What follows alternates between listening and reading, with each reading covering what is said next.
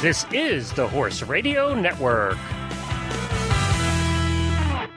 This is episode 471 of Horse Tip Daily. A different horse tip, a different equine topic, a different equestrian expert every day. Horse Tip Daily brings the world of equine knowledge to you one day at a time. Today's tip is brought to you by FeedXL.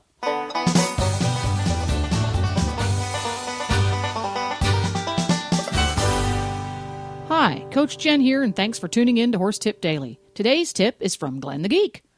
Regular listeners to the Horse Radio Network and Horse Tip Daily in particular know Glenn the Geek as the consummate horse husband, uber geek, and all-around smart guy. His tips are always relevant and presented with an unmistakable flair. Today's tip is part 3 of a 5-part series on the levels of learning. Today, conscious incompetence. But first, a word about today's sponsor, FeedXL.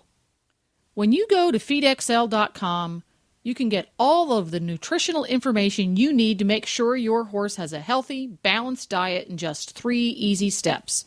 Just go to FeedXL.com, log on, and tell FeedXL about your horse. Tell FeedXL what your horse eats, and then see the results.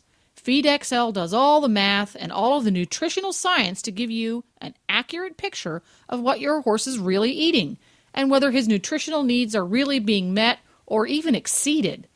And if that wasn't enough, FeedXL has forums where you can interact with other FeedXL members and a cost calculator where you can formulate the cost of what you're feeding or the cost of what you want to be feeding. And they use real products, not just generalized formulas. If you use a specific brand and a specific formula of grain or supplement, FeedXL uses those exact requirements. So go to FeedXL.com and discover for yourself why smart horse folks from all over use it to be absolutely sure they're feeding their horses exactly what they need at the most cost-effective way possible. And now, enjoy today's tip. Welcome back, Glenn the Geek, uber geek horse husband extraordinaire.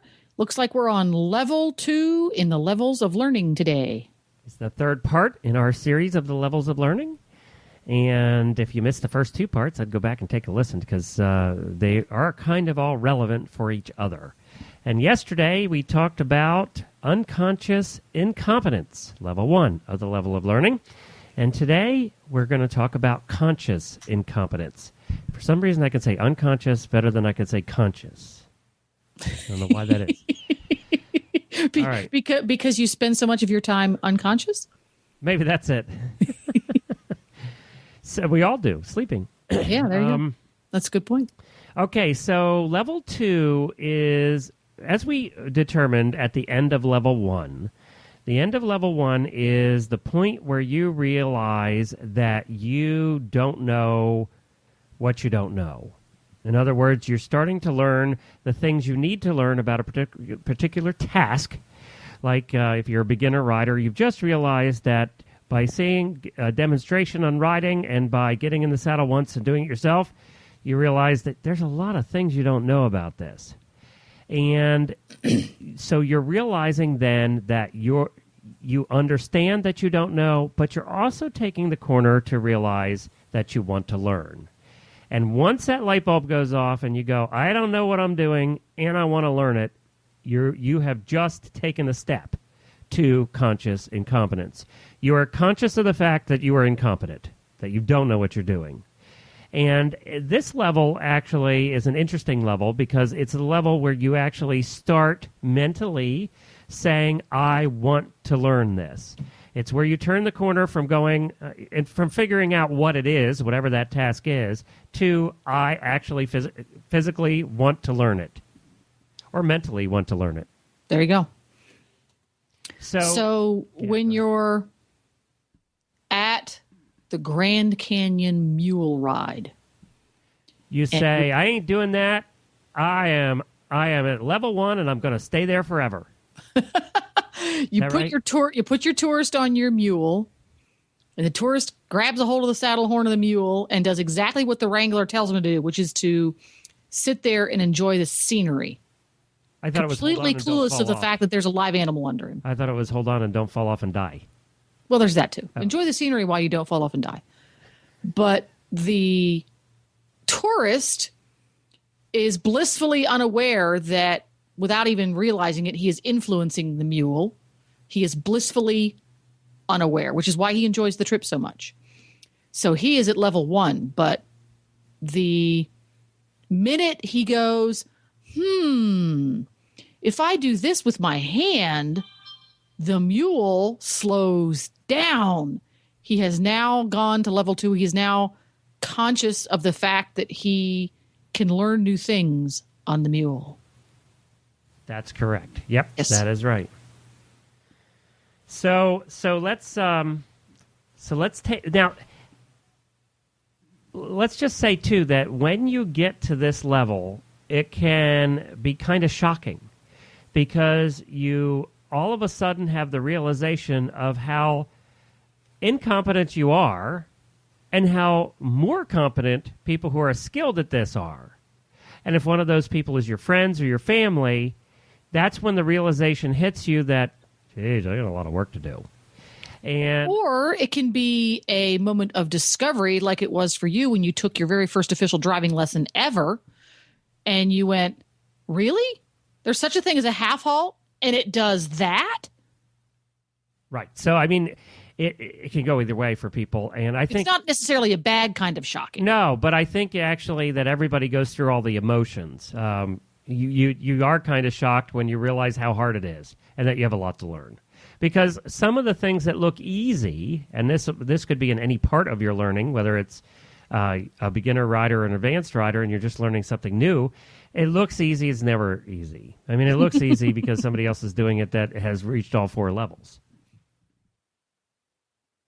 So now, the other thing that you have to keep in mind about level 2 of conscious incompetence is that you can be here for a long time.